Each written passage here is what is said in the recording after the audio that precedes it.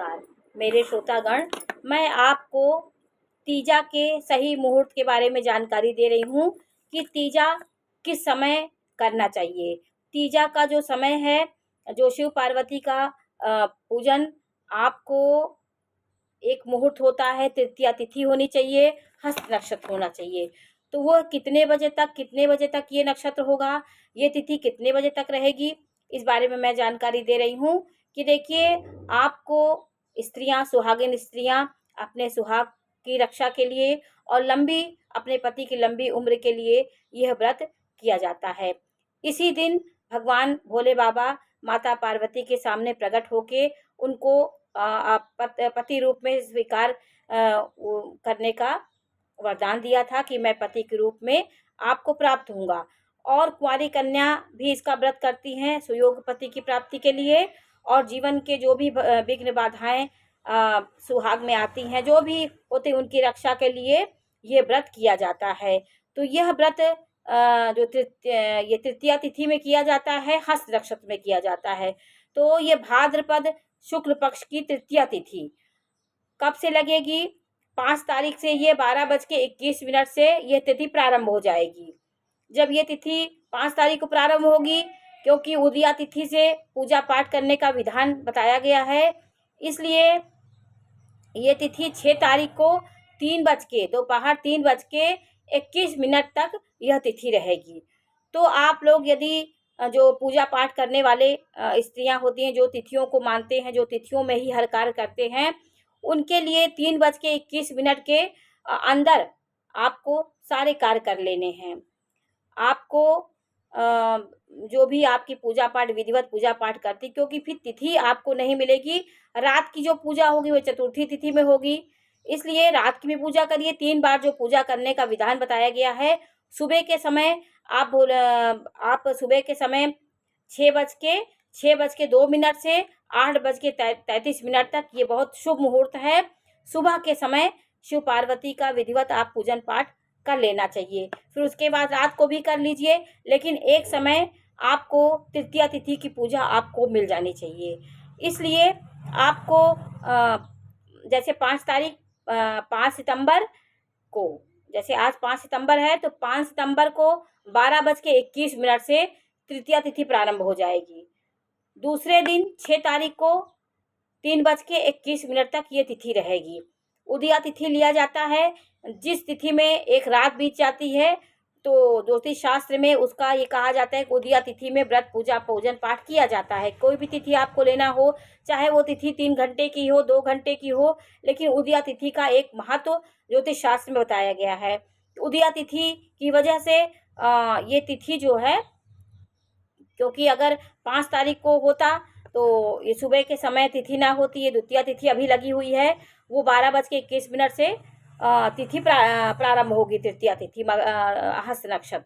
तो ये दूसरे दिन उदया तिथि की वजह से 6 तारीख को यह पूजन विधिवत आपको सुबह 6 बजे कर लेना है। 6:02 से 8:30 बजे के अंदर कर लीजिए तो बहुत अच्छा होगा।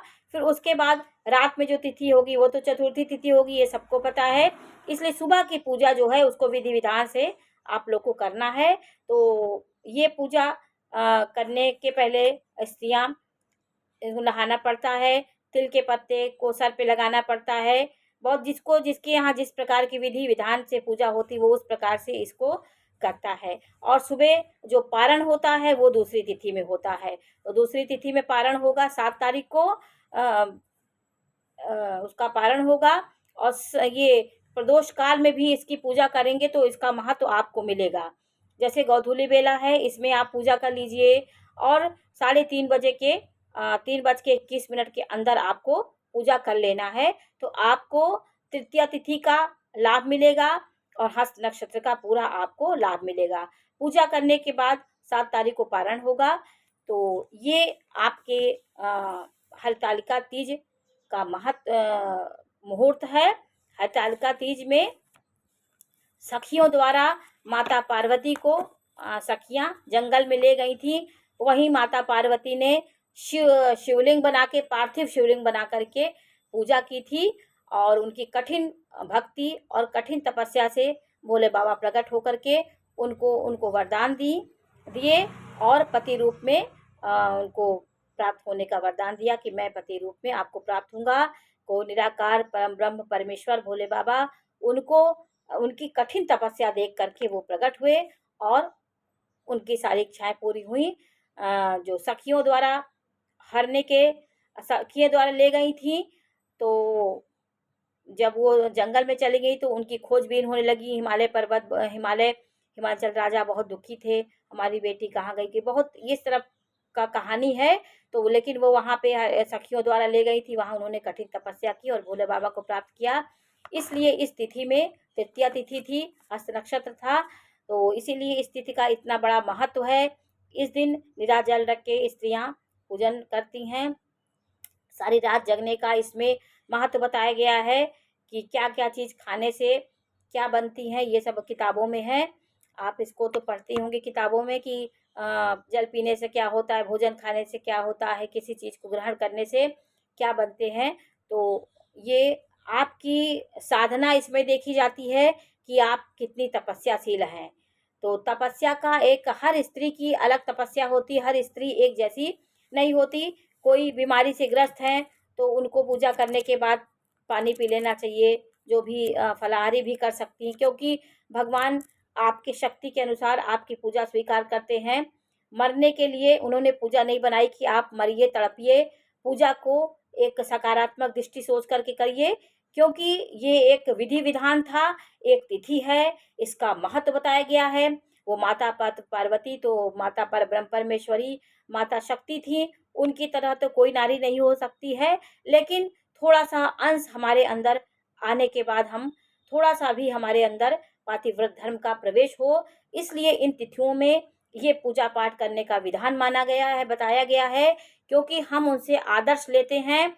जो भी तिथियां, जो भी देवी देवताओं को पूजा पाठ बनी है, हम उनकी तरह कभी नहीं हो सकते हैं, ना हम देव बन सकते हैं, लेकिन उनके जो भी उन्होंने आदर्श स्थापित किया, उस आदर्श से थोड़ा भी हम ग्रहण करके अपने जीवन को सही बनाने की कोशिश कर सकते हैं। कोशिश हम निरंतर करें, एक दिन की कोशिश से कुछ नहीं होता है। पूजा पाठ, ईश्वर के प्रति समर्पण, ईश्वर सबको अपने पास उतने आसानी से नहीं बुलाते, उनको पाने के लिए बहुत कठिन परिश्रम करना पड़ता है। आप पुराणों में, भागवत में, उपनिषदों में देखा होगा और पढ़ा होगा, और इतनी प्रचलित कथाएं हैं कि ईश्वर कितनी कठिनाई से लोगों को मिले हैं, तो हमको आपको इतनी आसानी से कैसे मिल सकते हैं। तो हम लोग पूजा पाठ को निरंतरता बनाए रहें, जो पूजा पाठ के लिए विधान है उस विधान से करें। आपके अपने सामर्थ्य के अनुसार कुछ भी ईश्वर को आप करेंगे तो वो स्वीकार करते हैं। ईश्वर कुछ भी नहीं लेते हैं, ये सब हमारे सामर्थ्य के अनुसार बताया गया है कि आपकी जितनी सामर्थ्य हो उस हिसाब से आप पूजन कर सकते हैं। तो इस पूजन में वे पार्थिव शिवलिंग का विशेष महत्व बताया गया है। तो पार्थिव मिट्टी की बाजार से मिलती है, उसकी मूर्ति से पूजा करिए, या स्वयं आप गौरा पार्वती का शिवलिंग बना करके, दोनों को बना करके, हाथ से भी बना करके आप पूजन कर सकते हैं, क्योंकि गौरा माता ने शिवलिंग की पूजा की थी पार्थिव शिवलिंग बना करके, इसीलिए आपको भी करना चाहिए। ये आदर्श स्थापित किया गया और ये पुराणों में ये सब बताया गया, उसके अनुसार हम अपनी क्षमता के अनुसार भगवान भोले बाबा का व्रत पूजन पाठ करें और मन को खुश रखें। और इसमें 3 बार, तृतीया तिथि है, इसमें 3 बार नहाने का बताया गया। सुबह नहाइए, दोपहर नहाइए और रात में कि जब आप पूजन करते हैं उस समय नहाइए, और नहा करके ही पूजन पाठ करने चाहिए। आपको सुबह की पूजा आपको विधिवत कर लेना पड़ेगा, क्योंकि उस समय आपको ये तिथि मिलेगी 12:21 5 तारीख को ये लग रही है। आज 5 तारीख है, तो 5 तारीख 12:21 से यह प्रारंभ होगी तिथि, और दूसरे दिन दोपहर 3:21 तक ये रहेगी। तो आपको 6:02 से ये और 8:30 के अंदर ये तिथि आपको पूर्ण लाभ देगी। और आपको प्रदोष काल में भी पूजा करेंगे तो आप प्रदोष काल में उसका महत्व होता है। तो आज मैंने आपको ये मुहूर्त के बारे में जानकारी दी कि कैसे आपको सही मुहूर्त क्या है, कब पूजा करना है। तो आज मैंने इसकी जानकारी दी। जानकारी कैसी लगी हमें अवश्य बताइए। चैनल को लाइक करिए, सब्सक्राइब करिए। मैं ऐसे मुहूर्तों के बारे में भी जानकारी दूंगी, कितने बजे से क्या है। तो नमस्कार।